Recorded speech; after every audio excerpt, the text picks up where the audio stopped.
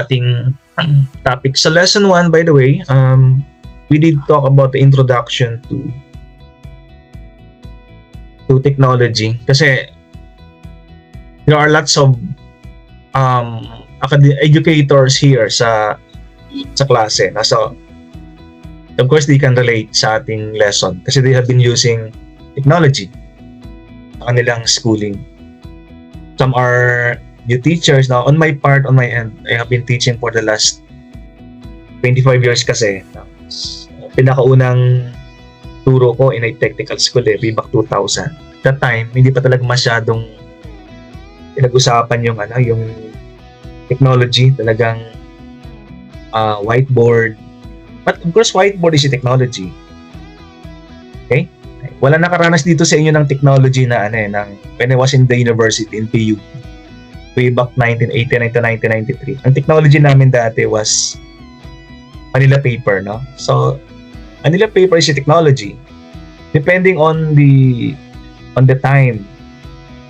Cartolina, Manila paper, technology dati sa amin yan eh.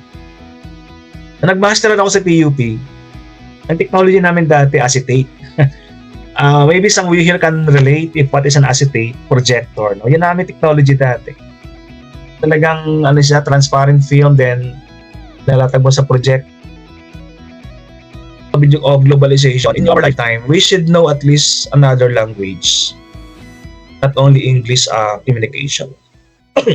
Because of globalization, di ba? We go outside, we travel abroad, we work abroad, we teach abroad. At least one another language, no? Ay meron tayo. Maybe some of you here have learned another language. Mandarin or French or German language na or Spanish. Baka meron sa inyo, but that is a good one. No? But for the students, yan, ay promoting this one. No? Yung matutunan isang Korean, Japanese language. The next one, reading is a given, di ba? Language is given.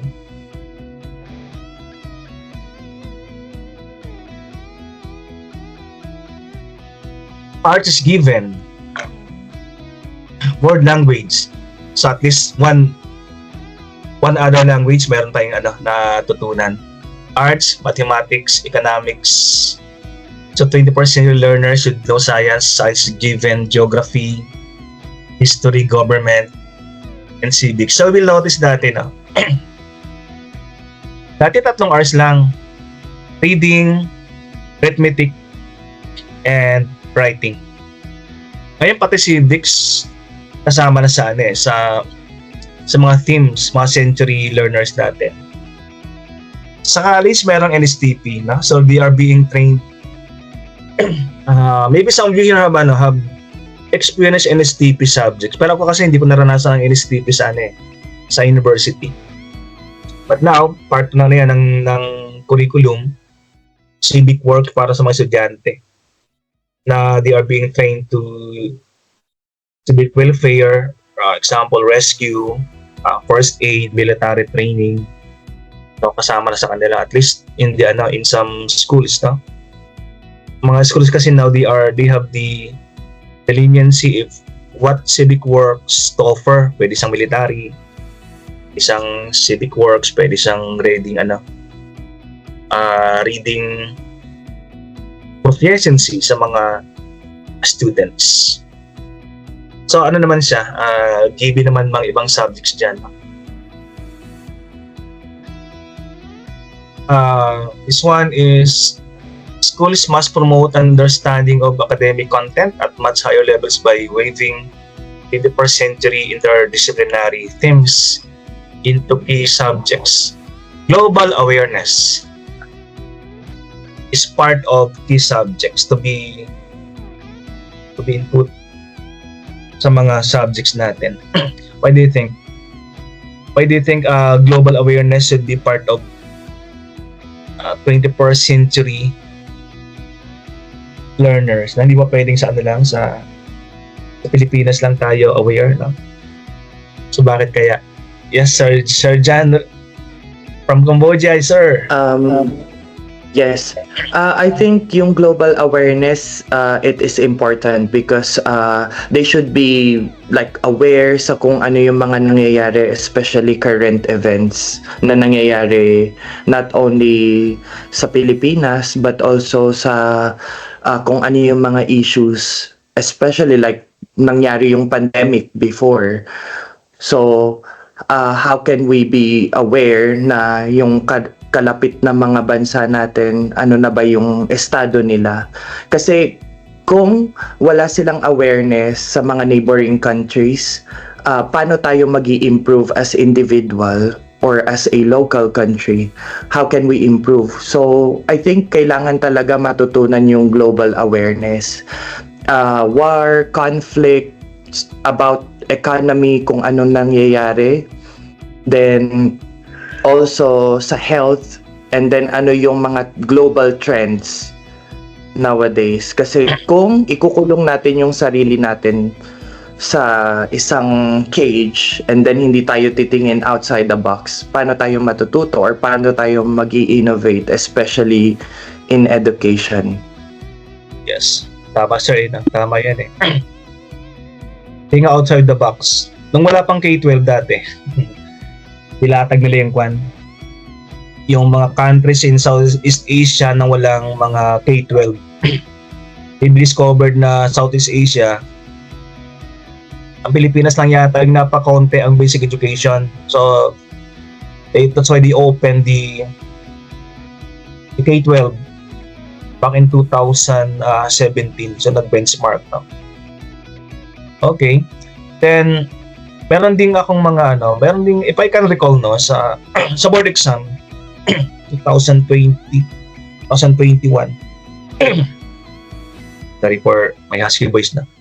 Meron kasing current events na mga questions sa board exam. Kasi karamihan dito siguro, maybe, alam niyo ba mga sirs, mga mga area of specialization ninyo, alam niyo na ba? Kasi sa board exam, merong mga mga area of specialization. Example, pag ikaw ay social, pag ikaw ay accountancy or base BA, ang area mo social science eh. So depende, no. Now, may tanong sa board exam na na current events. Ang tanong ganito. Buti na basa ko sa napanood ko dati sa dyaryo. Ang tanong sa current events board exam question: what country has experienced bushfire or forest fire noong 2021 yata? Yun ang tanong eh. Inabasa ko sa Australia. Subutan nagbabasa, no? Ibig sabihin, mga tanong sa board exam, hindi lang minsan pang current events sa Pilipinas eh. Kundi global, nagulat nga ako doon, may tanong na ganito. Global current events. Kasi nga, because of global awareness, we should be aware, no? Actually, dalawang tanong yun eh, na current events, puro sa global. I forgot yung isang question kasi, but it emphasizes global awareness, no? Okay, that was Sir Jan. So thank you for that, Sir Jan. And we have, kaya nga natin siya, no, input or sharing ni okay, natin. Ito, si Sir Joshua Lantano, sir. Maybe you have, you're in the academe in Metro Manila College. So maybe you have some inputs na good practices na ginagawa. Sa school, mayroon ba, Sir Jan? Ano ba Sir Joshua? Ay, Sir Joshua pala. Ano ba Sir Joshua? Wala si Sir Joshua. Okay, so try natin siya si Ma'am Christina Mortel. Naman si Hello po. Yes, ma'am. Si Ma'am Christina kasi, by the way guys, ay nasa rin siya. Nasa academy. She is an online tutor din. Ma'am, global yes, mga students mo? Global, di ba? Apo. Yes. Would you mind? Since math po yung tinuturo ko, i-share ko na lang po yung shinare din sa akin ng mga students ko. Bale, may isa po akong student from US po. Meron silang specific area po, parang 1 hour or 30 minutes po every day na pag-uusapan po nila kung ano yung nalalaman nila recently sa US. And last time, they talked about yung nangyayari pong war sa ibang bansa. So, sabi niya po, ang idea daw po noon is para maging aware daw po sila, and yun po, part po kasi ng skills, pag-improve ng skills nila para mag-communicate, explain, ganun po. Wow, math teacher pala si Ma'am, no? Kasi karamihang online tutor, I know, mga English tutor, but Ma'am Christina, math ang kanyang tinuturo. Yes. Ma'am Christina, maybe on behalf of the others here, how's these students, mga American students, when it comes to communicate, siyempre nagaling sila, but in being polite, in math, kamusta man sila? We are just curious about foreign students. Yung attitude po, behavior. Attitude, Actually yes. naman, sir, may iba po na very polite po. But meron din po talagang student na one time may student po ako grade 1, like maririnig mo talaga, sir, na nagmumura. Efforts, no? Ganun po. Yes po. Kalina. Yan naman po, pero more likely kapag nakuha mo naman po yung interest nila, very polite sila, very nag-share po sila ng experience, mababait naman po. Okay. So, ito ba sila, ma'am, ay home-based pa sila or nasa isang school sila? May iba po na homeschooling, may iba din po na under homework assistance and test preparation na schools naman po. I see. Parang the same thing with the BMC. Sa BMC kasi ang ating modality dito, hybrid, parang sa amin sa BSBA, first 9 meetings are online and the last 9 meetings are on site. Sa senior high school naman, iba yung modality naman. Parang every week I meet them, pero meron silang online time. Parang every Friday there is their online time. Okay, that's good. Thank you for sharing, Ma'am Christina, for Thank you po. your input. Okay, Sir Gilbert Takusin. Yes po. Good morning po. Yes, sir. Dun po, idadagdag ko lang po dun sa global awareness po. May mga students po kami dati. Doon po, ang ginagawa po namin, yung tinatawag namin cultural exploration activities po, Doc. Ang ginagawa po namin, hindi lang nagiging aware tayo doon sa mga bansa na kalapit na atin o sa mundo na ginagalawan natin.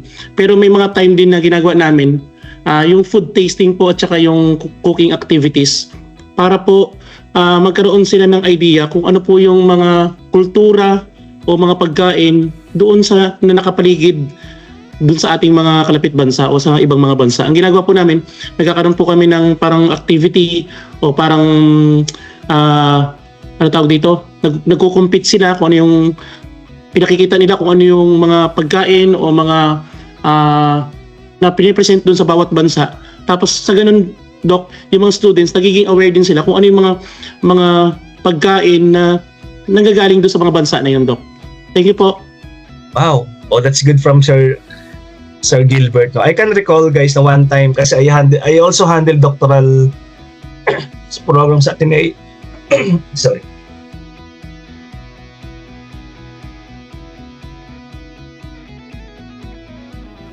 Ayan. Sorry. I also handle doctoral programs sa Ateneo de Cagayan. So one time may issue din ako taga MSU, Mindanao State U. So meron sila dong parang tulad sinabi Sir Gilbert, meron silang time doon na cultural awareness day yung kanilang ginagawa dun sa kanila.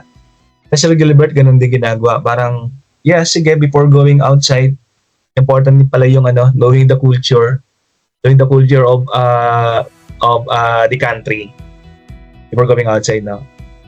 By the way, Sir Gilbert is with City College of San Jose del Monte. Tama ba to, sir? Yes po, Doc. Ano po ako? NSTP coordinator po ako dito. Kaya yes. nakaka-relate po ako dun, Doc, sa yung civic awareness, yung mga sa amin po, Doc, ako ang hawak ko ay tatlong component yung NSTP, yung ROTC, LTS. CWTS at saka LTS. Yung mga bata po namin na under ng LTS, yung lahat ng mga EDUC program po namin, tinuturuan po namin yung mga bata doon sa community. Tapos yung iba naman, civic welfare po. Yung iba naman, yung mga CRIM po namin, ROTC po sila. Okay, may CRIM, may criminology, kaya may ROTC. Ang galing Yes po, yun, Doc. Yes po, Doc. Yes po. Yes Oo. po. So, depende sa program. Pag edo ka, LTS, ang iyong Yes po. Opo. ginagamit. Opo. Opo. Doon po hinahati po namin sila sa ganun po, Doc. Para yung activity po. Pag ROTC, ano yan, talagang they are in uniform, on field sila. Yes po. Fatigue, training po with... Sa amin po, Doc, ang humahawak po sa amin na Army ay, ano po Air Force po. Air Air Force po. Opo. Tapos, yun po. Ganun po. Can recall kasi dati sa PUP, Air Force yung humawak sa amin eh. Sa NSDP yung... Sa STI kasi dati, I teach at STI, mga way back 2007. Ang NSDP nila doon, dalawa lang eh. Isa lang. CWT is lang. So I was not able to handle ROTC tapos LTS. No? But sa isang school ka naman, they have the 3 components sa Quezon City University. No? Ang 3 components yung kanilang ginagamit.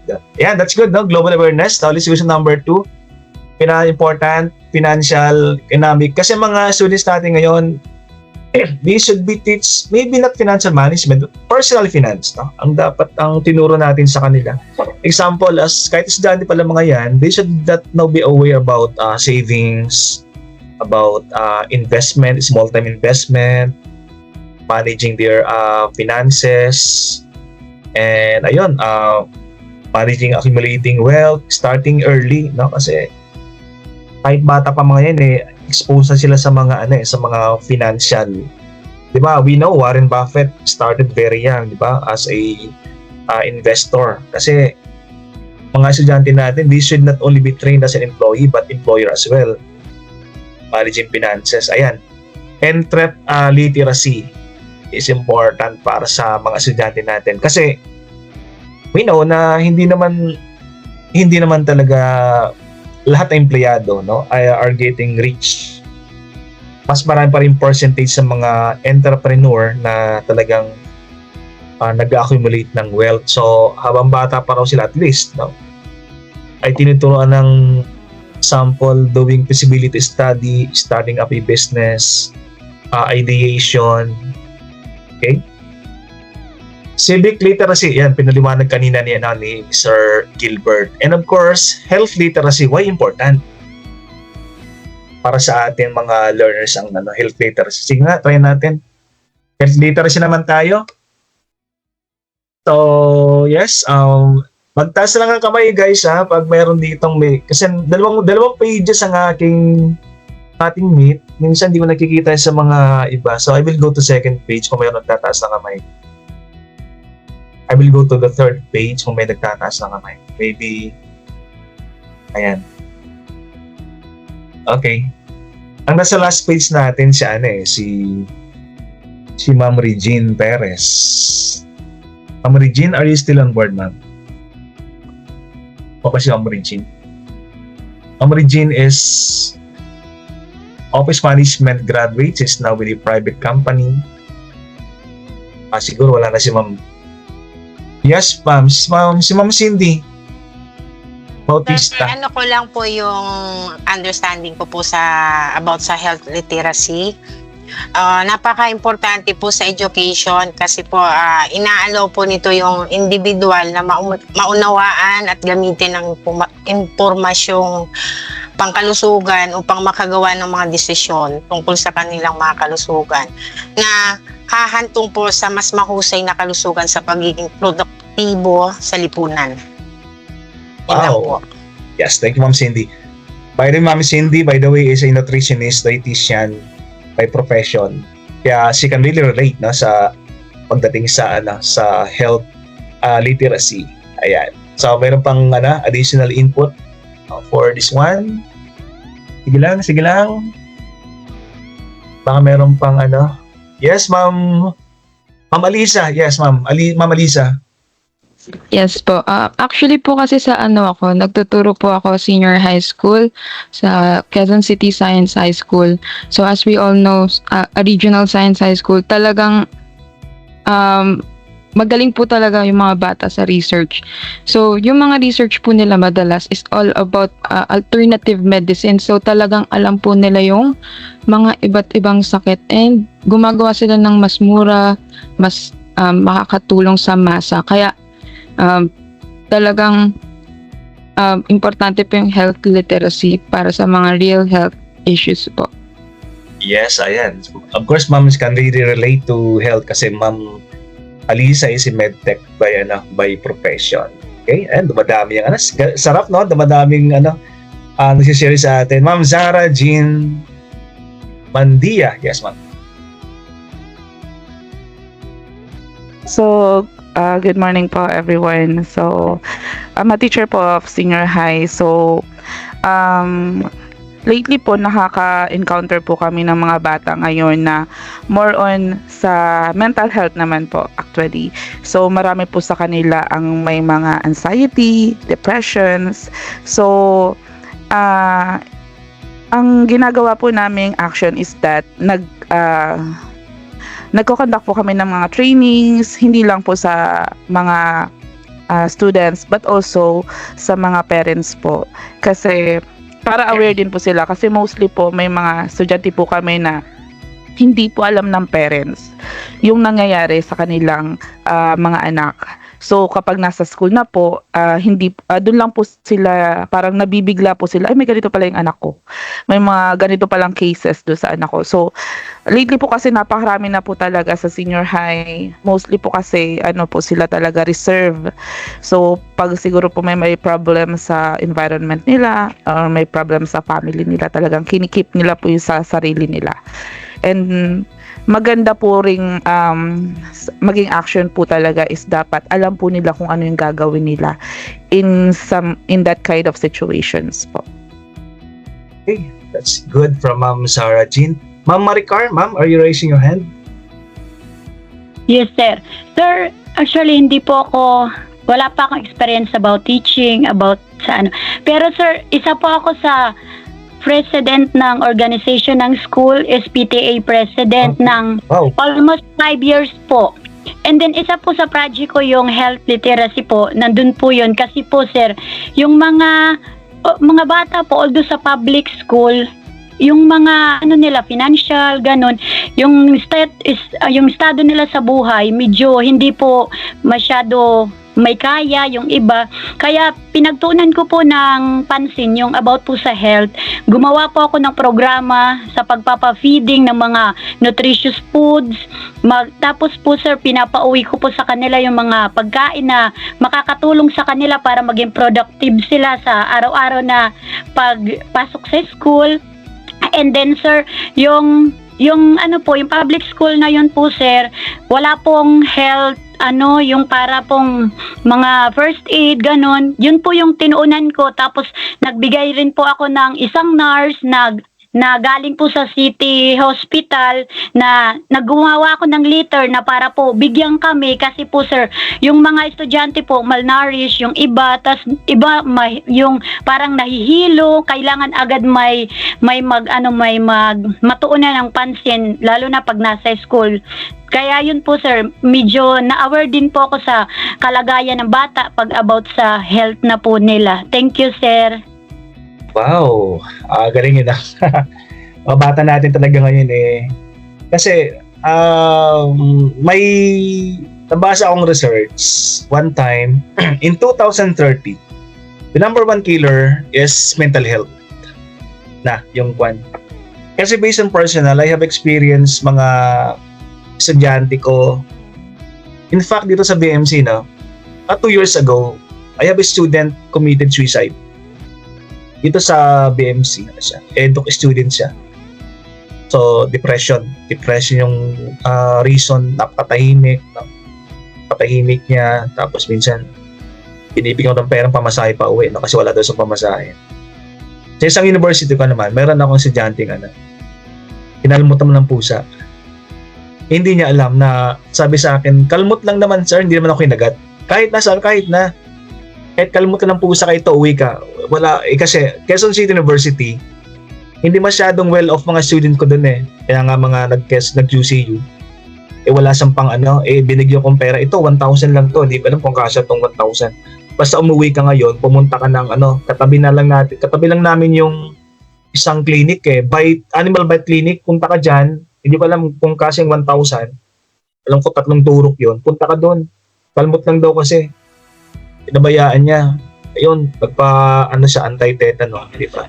Meron minsan, yun nga, suicidal tendency, tapos rabies, hindi nila alam yung na crucial pala yung mga depression na mayroon kang classmates na dapat ay binabati natin bawat araw, how are you, diba? Na yun pala, hindi natin alam na mayroong pinagdadaanan pala na Sir Novi, Sir Dimihilio, maybe he wants to share something. Sir Novi, si photographer by profession. Tama ba, Sir Denny? Baka nakamute si Sir.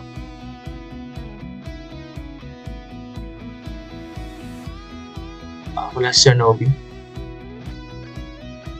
Okay, baka ano. Meron tayo ditong Hello sir, good morning po. Yes sir, okay. Sorry po, kasi ang signal dito sa sa bahay medyo mahina po kasi Tambuanga, sa sir, panahon. Kaya medyo putol-putol po yung signal. Okay, sige sir, okay. No problem. Okay po, thank you po. Meron tayo ditong ito, si Ma'am Dane. Andito pa si Ma'am Dane Lynn Barrios. Andito ka pa, ma'am? Hi, yes sir. Psychologist kasi si ma'am, kaya tinatawag ko. Maybe she wants to share about health, mental health, literacy. Psychologist. Tama, Ma'am Dane, no? Psychologist by profession. Sir, yeah, po sa mental health. Actually, sir, before po ako Department of Education po, no, as administrative officer too, nasa private school po ako as guidance, hindi ko alam kung anong tawag, guidance advocate po or associate kasi that time hawak ko po yung buong guidance office parang kasi konti lang sir ang guidance counselor natin na nagtitake kasi medyo mahaba yung parang magma-master's degree ka pa.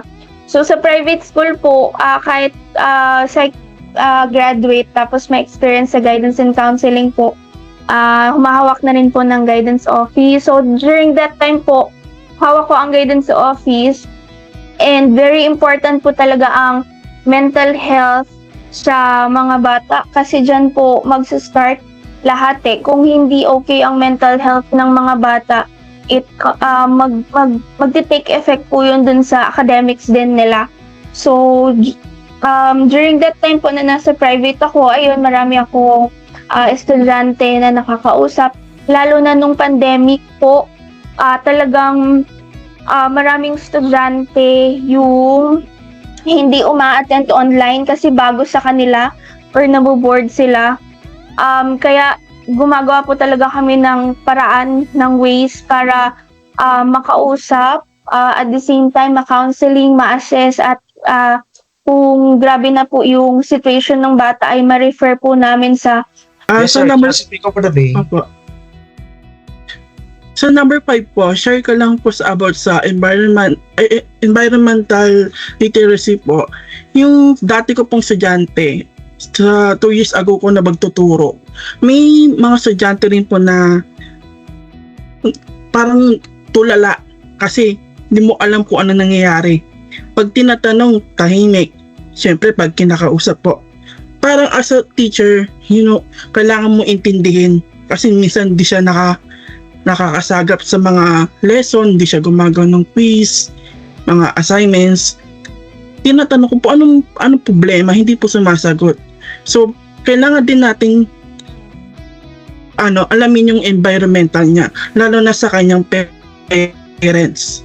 So, tinanong ko po yung parent, yung pala po, nagbubulakbol po, tapos mahilig po mag-basketball po, inuunang basketball kaysa sa aral. So, ang ginawa ko po, nag-ano po ako, nagsa-sideline din po ako ng math tutor po. Kung kaya naman po. Yun po, yung pagtulong ko, nakakatulong naman po, pero sa bandang huli po yung bata po, di niya ina-adapt. So, ang nangyayari po ngayon sa environmental, kung anong bilang estudyante po siya, hindi po niya nababalance yung pag-aaral niya kasi puro sa isipan niya po basketball. Kaya doon po pumapasok yung environmental literacy. Ganun po ang nangyayari po sa mga students. At least yung Sir Miko, no, yung kanyang family environment, Opo. family is important para sa kanya. Okay. Sige, unless meron pang last speaker tayo that wants to share. Sir Novi, can we call you sir? Sir Novi? Very last na. Yes po, good morning po. Environmental literacy po, bakit ito mahalaga? Una po, nakakatulong alagaan ng kalikasan. Pangalawa, naiwasan ang polusyon at pagkaubos ng yaman. Pangatlo, nagkaroon ng malasakit sa kapaligiran.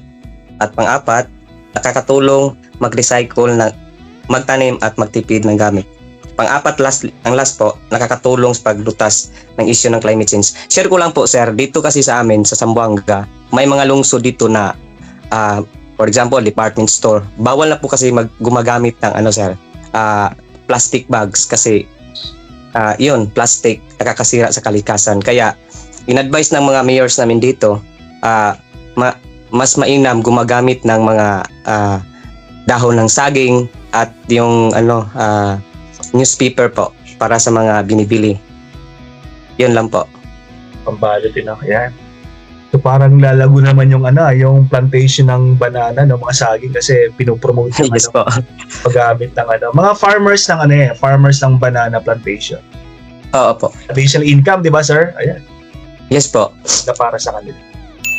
Sige Sir Novi. Mama Ricar, are we going to call you ma'am? Or Mama Ricar? Yes po. Yes. May isi-share po ako, sir, about sa environmental literacy. Based po sa experience ko sa public school na naging naging president ako sa isang programa doon. Yung environmental literacy po namin, sir, na ina-apply sa bata, yung ginawa po namin lalo na sa elementary level, kinukulik po namin di ba po nag-i-snack sila, may break sila. Every nila ng mga basura, kinukulik po namin yan. Tapos po sir, after a week, may lagayan po sila na pinoprovide din namin. After a week sir, binibili namin yan through food. Tinapay, saging, mga pwedeng Kasi sir, na-aware yung mga bata na bawal magkalat, na-aware sila na yung mag-segregate ng mga basura para po sa ikabubuti din ng ating environment. Thank you, sir. Okay. Ang galing Para may nakita ng country, I think ito sa US, yung mga plastic bottles, they can return the plastic bottles, tapos binabayaran ng may kapalit siyang coins naman. So mga bata, tuwang-tuwa pag-ipon ng mga plastic bottles. Thank you, Mama Ricar. Yes, sir. Siguro ito pinakalas na, Sir Joshua. Good morning po. Yung pinaka-input ko or takeaway ko po for environmental literacy. Napaka-importante po talaga yan para sa support ng students. Kasi doon po natin talaga sila disiplina. Kasi for example po, on my part po dito po sa MLC, specifically sa department po namin, lagi po talaga namin in-incorporate yung pagkakaroon ng environmental awareness sa mga students natin. For example, sa mga subjects po nila ng NSTP, talagang nagkakaroon ng involvement po talaga or exposure ang students namin. For example, nagkakaroon po ng accreditation or partnership po sa iba't ibang mga organization like yung sa amin po is the Joy Group for Body Farming. Doon po, sa simpleng mga paraan po na yun, talagang naging aware po yung students namin na talagang hindi pwedeng puro development lang, dapat magkaroon din or masustain din namin yung environment natin, hindi lang basta puro gamit lang ng mga equipment, tapos lang, kundi marunong din tayong mag-recycle or anything po. Yes. That's from Sir Joshua. Yung plastic bottles tayo, aside from it will prevent flooding in a way, so siyempre there is discipline din sa mga estudyante natin. Yung pag-ipon lang, pag ng plastic bottles, personal na sa kanila yung discipline eh, no? Parang secondary lang yung it prevents flooding sa environment. And ang ganang discussion, no? Fruitful, no? Parang walang oras natin. Anyway, kasi siyempre hanggang 10 o'clock lang tayo, but we have to end this one. And I'm going to upload an activity today, no? Activity naman natin, once again, is naman siya, open naman siya. If you can do that today or free time, pwede naman siya hanggang bukas, hanggang early of next week, no? Ino-open naman natin yan. So, you can always do your activity. Hindi man tayo very strict when it comes to submission ng activity. Okay? I think mayroon pa yung next class, no? 10 to 1 ba ang next nyo? Sino pang next yung class nyo? Dr. Maybe Dr. Dulce, Dr. De Leon. po. No? Basta alam ko, 7 to 10, 10 to 1, 1 to 4. Tama ba? Tatlong subjects yan, di ba? Sunod-sunod. Walang break time. So, Opo, working sir. kayo? Mamaya, Working lunch mangyayari sa inyo. Okay, sige. So thank you for attending, guys, my lesson, our first session today. It was a great time with you today. Fruitful discussion. I got something from you. Maybe I shared something to you. And with that, for the meantime, this has been Dr. Cortez signing off. And see you around. Thank you At po. para sa GC na natin, pag wala pa sa GC yung iba. Everyone, so see you around.